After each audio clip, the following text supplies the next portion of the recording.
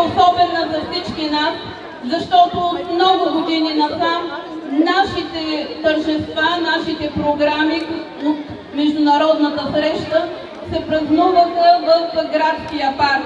Тази вечер празнуваме тук, на този площад. На този площад, който е свидетел и на нашите мъки, и на нашите тържества. За мен тази вечер е огромна чест и радост, разбира се, заедно тук с колегите ни от ДПС Ново начало народни представители, да бъдем част от това прекрасно събитие.